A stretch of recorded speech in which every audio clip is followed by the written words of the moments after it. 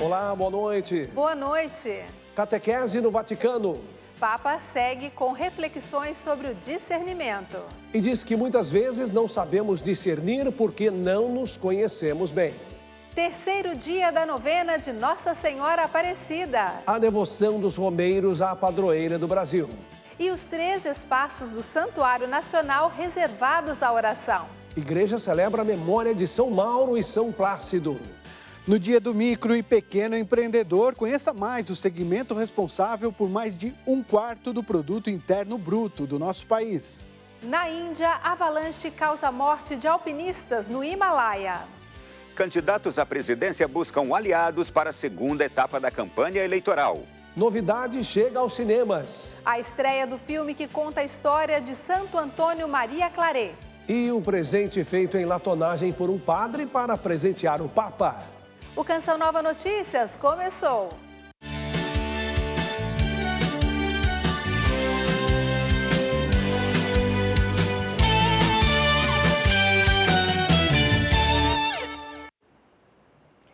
Na catequese de hoje, o Papa Francisco prosseguiu com as reflexões que apontam para a consciência, ponderação, sensatez e prudência. O Santo Padre trouxe à luz ensinamentos e perguntas necessárias que devemos fazer para um bom discernimento.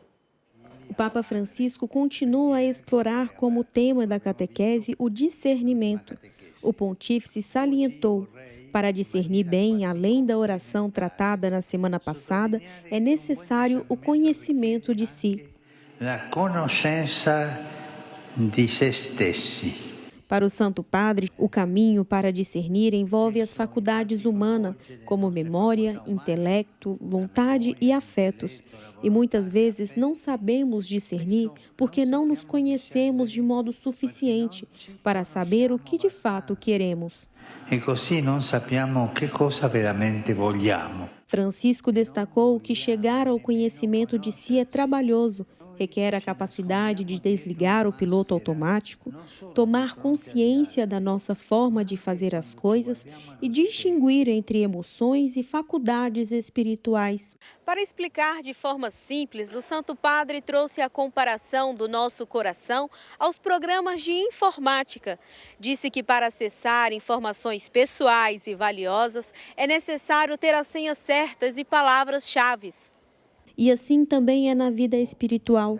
O Papa advertiu: o diabo conhece bem essas palavras-chave e por isso também é importante as conhecermos, pois quando surgem as tentações que não são necessariamente coisas ruins, mas às vezes apenas coisas desordenadas e apresentadas com importância excessiva, saibamos escolher bem, sem nos deixar manipular por palavras persuasivas e ilusórias que deixam uma sensação de vazio e tristeza.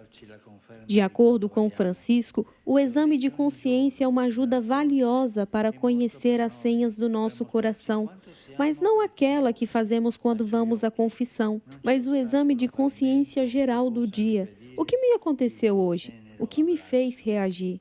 O que me entristeceu? O que me alegrou? Que vestígios deixaram no meu coração? Assim, vemos que o nosso coração não é uma estrada onde acontece tudo sem que nós saibamos, e que a oração e o conhecimento de nós mesmos permitem-nos crescer na liberdade.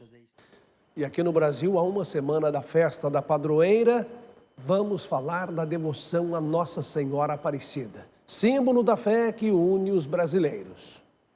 A devoção à Nossa Senhora chegou ao Brasil junto com as caravelas de Pedro Álvares Cabral lá em 1500. Mais de 200 anos depois, uma imagenzinha aparecida das águas de um rio se tornou o símbolo nacional. E sobre esse assunto eu converso com o Padre Domingos Sávio. Padre, muito obrigada por nos atender. Essa devoção mariana que vemos aqui em Aparecida reflete a história da nossa gente? Eu diria não só a história de nossa gente, mas da inteira humanidade e da humanidade idealizada por Deus. Nossa Senhora, nessa sua imagem de Aparecida, como que ela entra na história, certamente no coração de todo brasileiro e brasileira. Pelo tempo que ela ficou no fundo do rio, no lodo, ela perdeu aquela coloração. Ficou praticamente uma imagem negra. E depois também com a fuligem das velas, isso foi acentuando o seu lado negro. Quer dizer, então parece que Deus quer que Nossa Senhora perca até a cor. E mas venha na simplicidade mesma.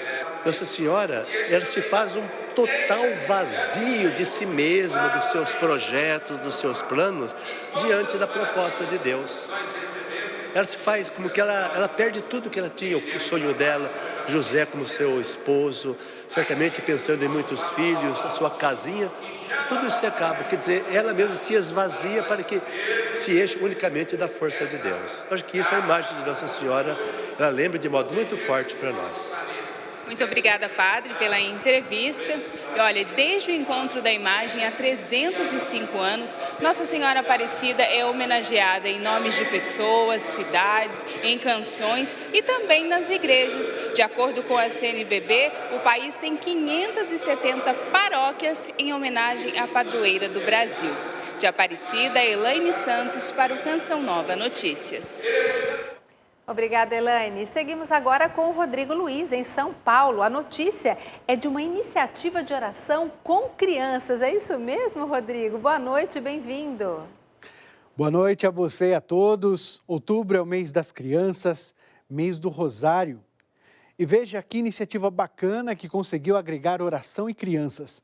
A proposta pretende reunir 1 milhão de crianças do mundo todo para rezar o terço pela paz e unidade das pessoas. As informações com Aline Mércio.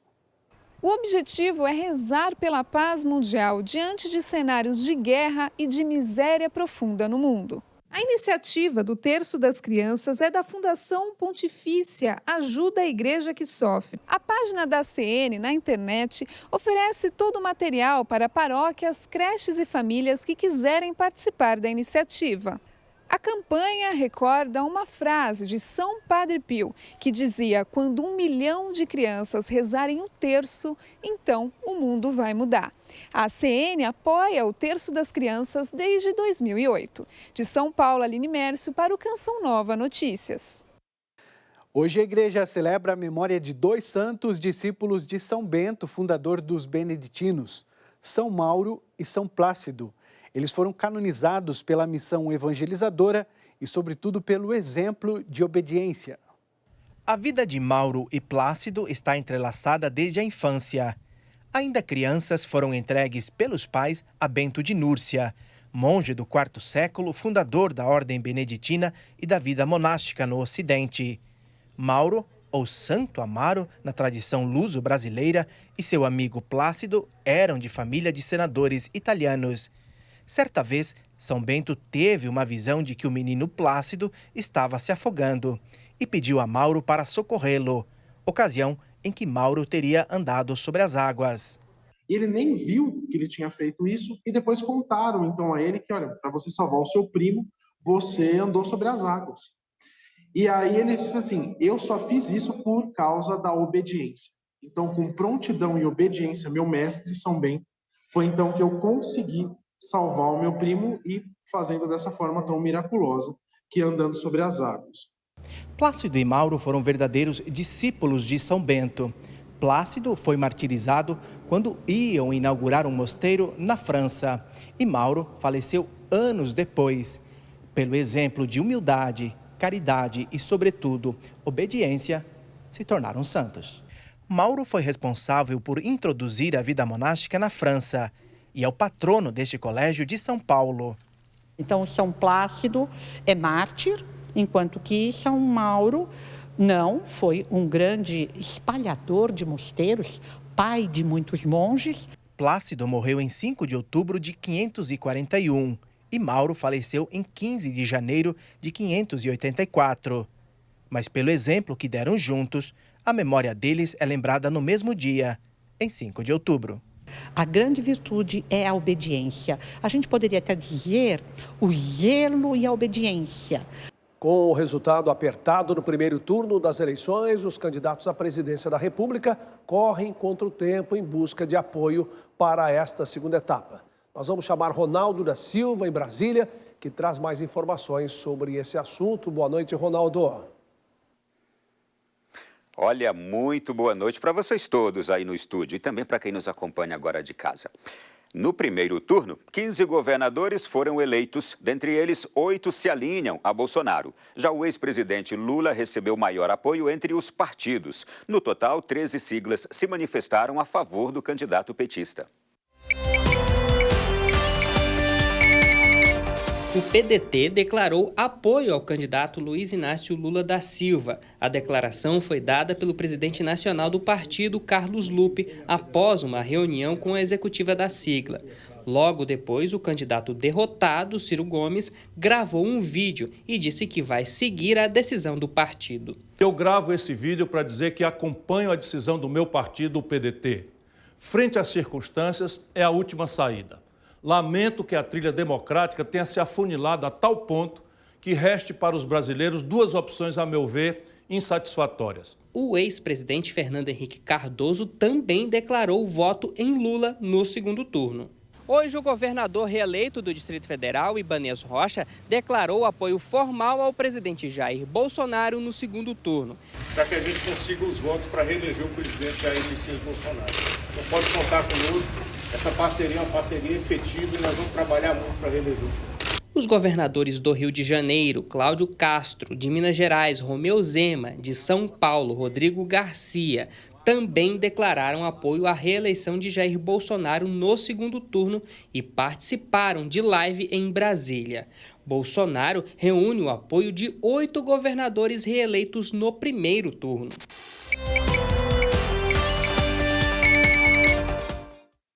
O Senado Federal recebeu o pedido de abertura de uma comissão parlamentar de inquérito, CPI, para investigar o processo de apuração das pesquisas eleitorais de institutos brasileiros. O pedido feito se deu em virtude da diferença de informações apresentadas e os votos computados nas urnas. O segundo turno está agendado para o dia 30 de outubro. Lula e Bolsonaro vão disputar a cadeira do Planalto. As pesquisas eleitorais antes do primeiro turno apontavam uma possível vitória de Luiz Inácio Lula da Silva no dia 2 de outubro. Mas os números nas urnas foram diferentes. Lula alcançou 48,43% e Bolsonaro chegou a 43,20%. Na última terça-feira, foi protocolado no Senado Federal um pedido de instalação de CPI para apurar os sistemas de pesquisas eleitorais de intenção de voto. O objetivo é averiguar as diferenças desses resultados, tanto os relacionados à presidência da República, como também nos de governos de 21 estados, mais o Distrito Federal. O texto cita os impactos dessas pesquisas na formação do cenário político eleitoral e na decisão do voto do eleitor. Apesar do pedido, a Lei 9.504 de 1997 ampara os institutos de pesquisas eleitorais. A atribuição do caso a um crime não é uma tarefa fácil. Mesmo o caso chegando ao Ministério Público Eleitoral, é preciso uma autorização da Justiça Eleitoral para dar continuidade ao processo, que pode ser vetado pela não identificação de ilícitos eleitorais. Mesmo assim, o número expressivo de erros apresentados pode comprometer a credibilidade das empresas que prestam este tipo de serviço.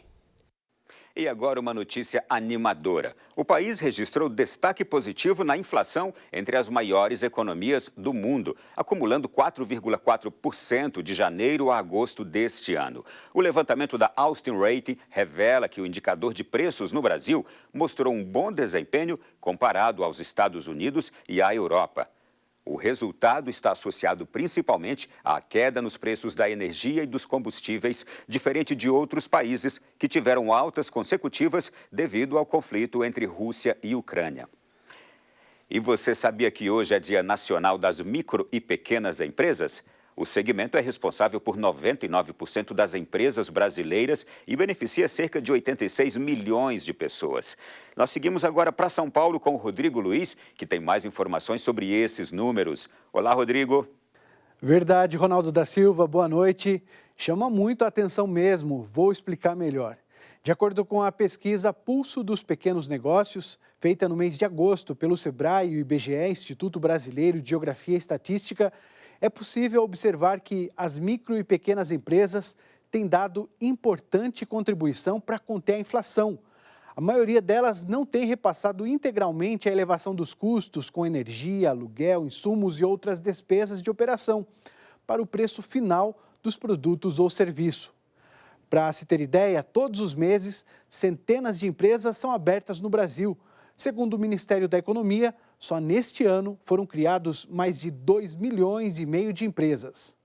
Em 2018, para ajudar nas despesas do curso, Gabriela se tornou uma microempreendedora.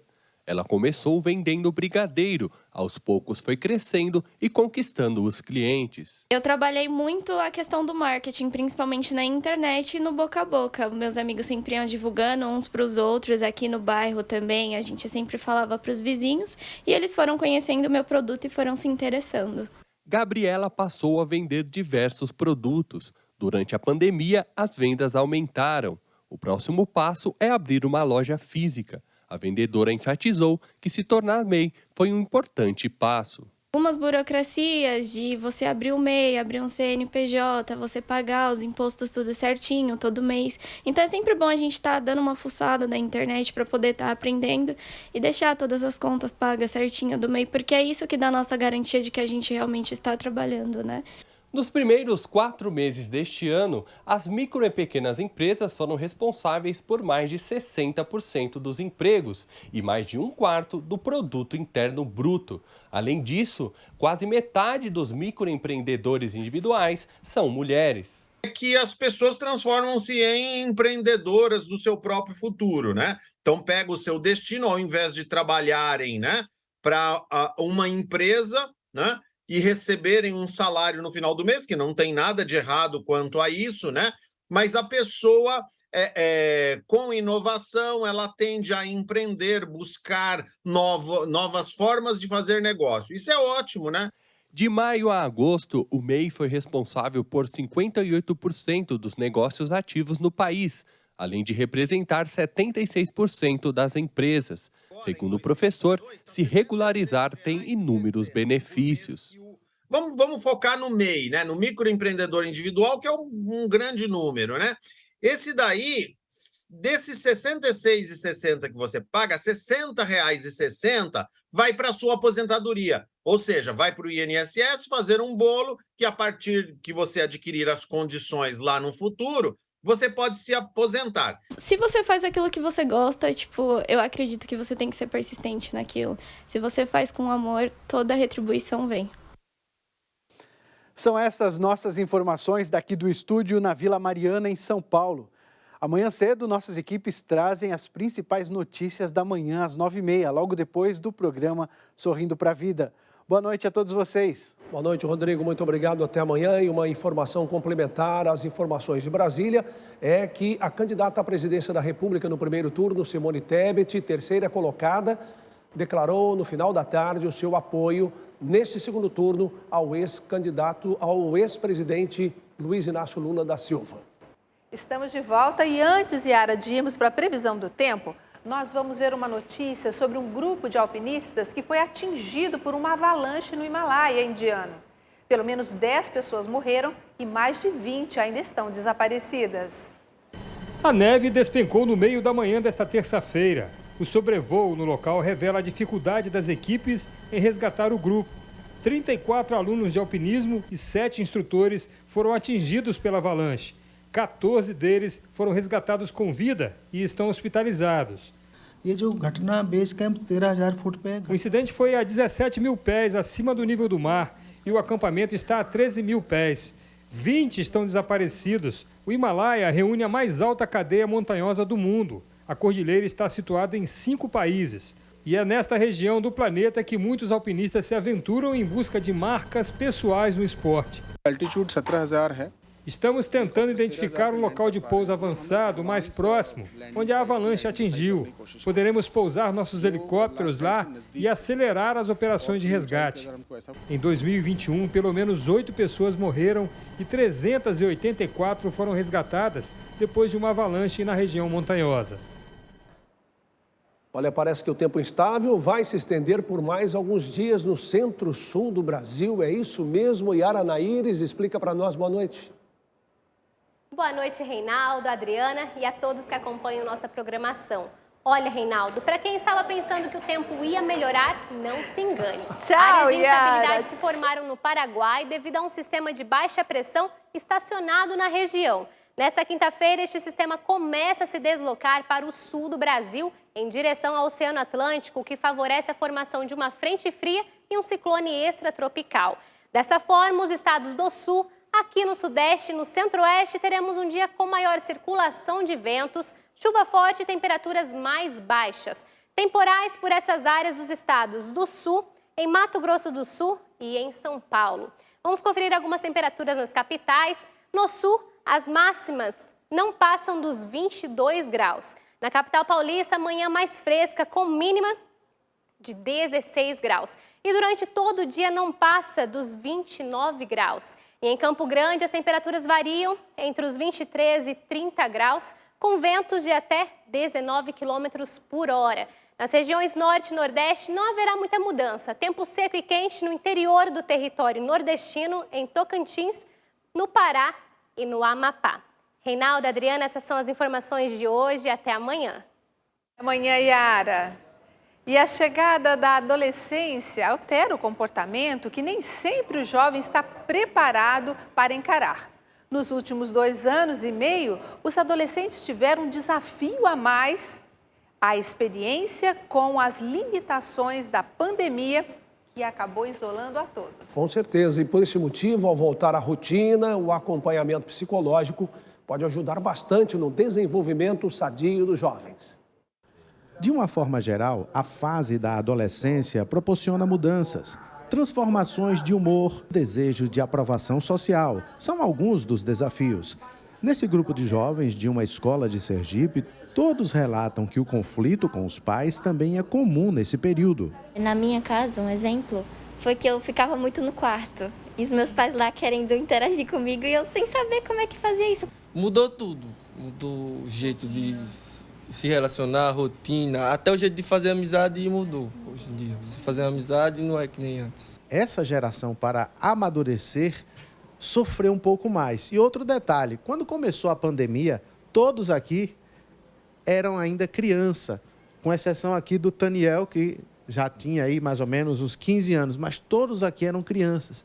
Estão passando agora esse momento de pré-adolescência e chegou a adolescência na pandemia. O isolamento social dos 2 últimos anos gerou alteração no comportamento. A ansiedade foi a mais comentada. A gente teve vários problemas em casa, ou seja, muitos desenvolveram situações horríveis, problemas de saúde e psicológicos. Ansiedade, transtorno alimentar, depressão, perda de pessoas importantes por conta da pandemia. No retorno às aulas, os professores perceberam que nem todos os alunos estavam bem. A gente fez uma ação com o psicólogo, né, André Viana. Perguntei quem necessitava dessa palestra sobre depressão, né, e a gente lotou o auditório. Para que o potencial acadêmico não seja afetado pelas consequências da pandemia, essas mudanças no comportamento do adolescente precisam de maior compreensão dos pais. Estarmos mais presentes, observarmos mais os nossos filhos. O que está dificultando? Quais as dificuldades que eles estão enfrentando? Os medos, né? Além de mudanças físicas e estruturais, há mudanças psíquicas, há mudanças comportamentais. E os jovens precisam lidar com as emoções de uma forma muito madura que ainda não é possível nessa fase. É mesmo desafiador. Os prédios do Congresso Nacional recebem nesta quarta-feira projeção de imagens e frases voltadas para a prevenção e o diagnóstico precoce do câncer de mama e do colo do útero. A ação faz parte da campanha Outubro Rosa. A repórter Camila Castro está no local e fala mais desse assunto. Camila, boa noite para você. Boa noite, Reinaldo, e a todos.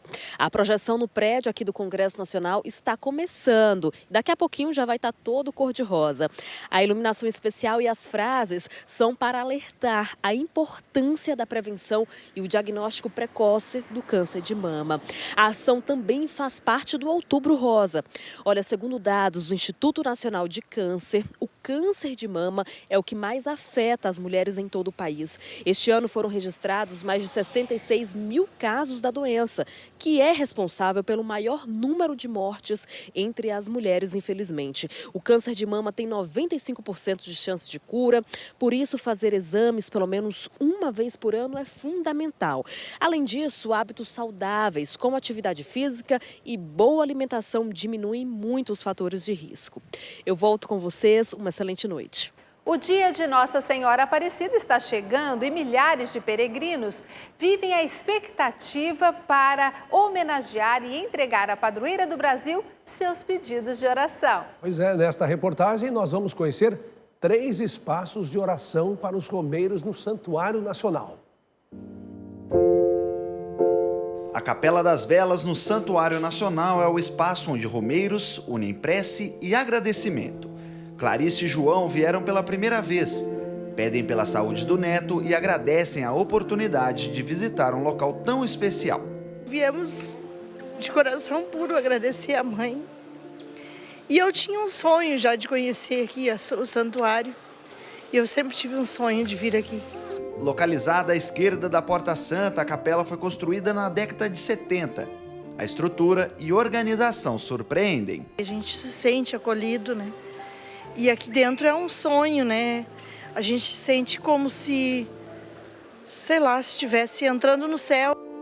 E que tal um céu de fotografias? Repleto de bênçãos e graças, assim é o teto da Sala das Promessas, conhecida como Sala dos Milagres. É localizada no subsolo da Basílica desde 1974, o segundo lugar mais visitado da Casa da Mãe Aparecida. Eu fiquei doente, mas graças a Deus ela me ajudou, ele também ficou doente. Eu pedi para ela que nós vinha em nome de Jesus e Nossa Senhora da Aparecida, que é a nossa protetora. A Sala das Promessas recebe aproximadamente 19 mil ex-votos por mês. Em outubro, esse número chega a 30 mil. Cerca de 70 mil fotografias são expostas no local. Muitas peças em sinal de gratidão. Aos pés de Nossa Senhora Aparecida, peregrinos de todos os lugares expressam sua devoção e pedem a proteção da Rainha e Mãe do Céu. A imagem original, encontrada no Rio Paraíba do Sul, acolhe e abençoa quem chega ao Santuário Nacional. Nossa Senhora Aparecida mora aqui, que é nossa mãe, né? E depois de Deus, Nossa Senhora, que é nossa mãe, né? Olhares atentos pedem proteção. Graças alcançadas são retribuídas em fé, amor e doação.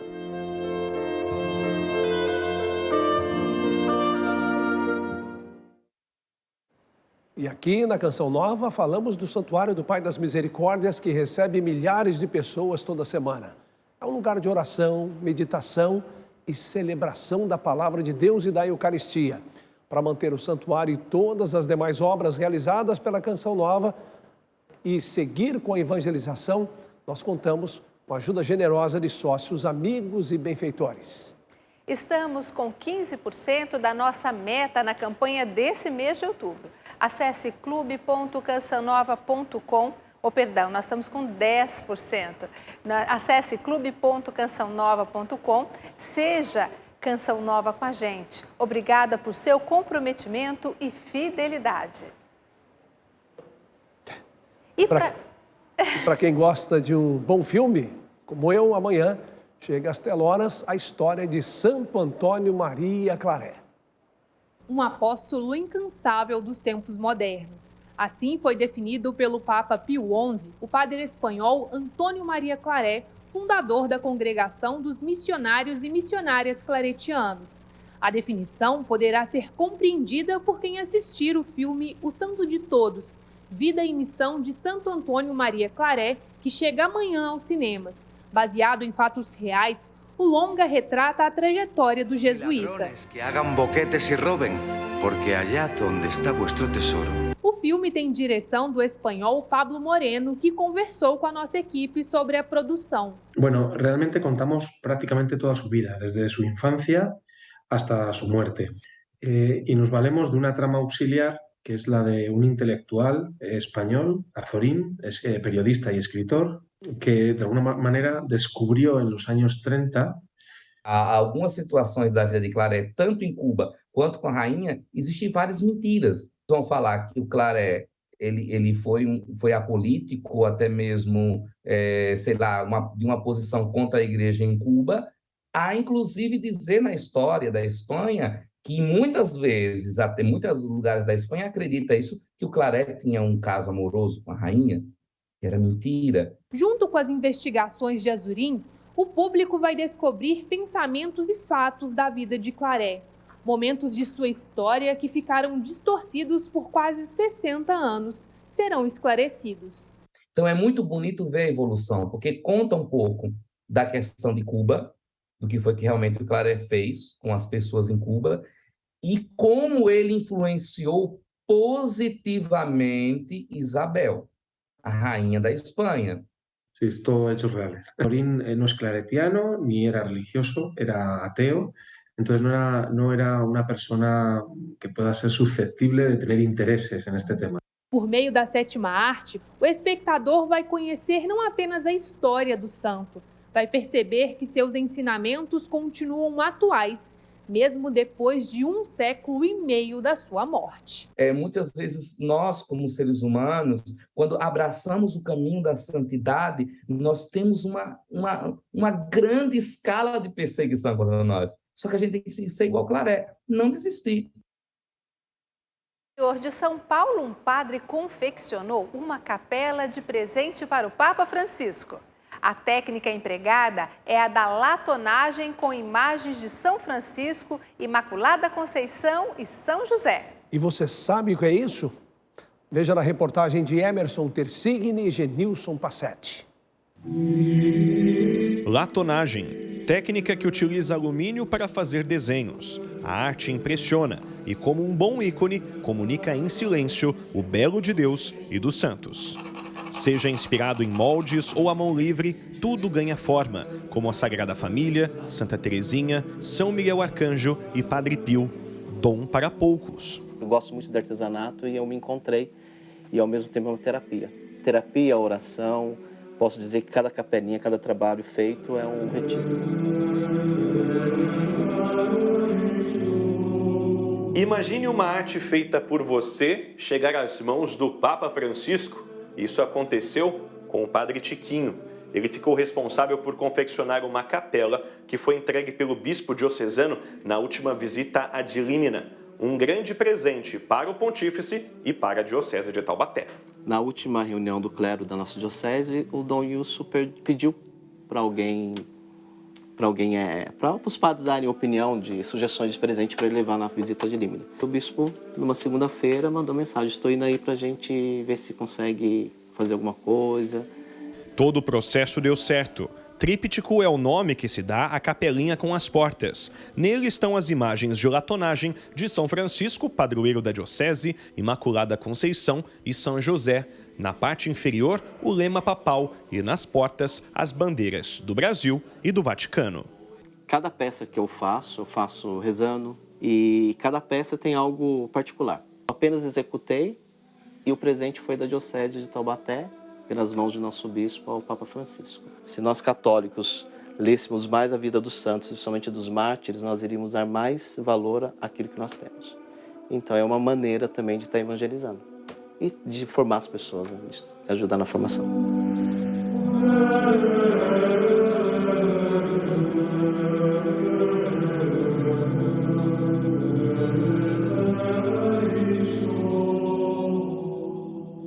Belíssimo trabalho do Padre Tiquinho, que evangeliza em muito, né? Exato, a arte que transmite a fé, né? Que nos ajuda, através da beleza da arte, a encontrar essa transcendência.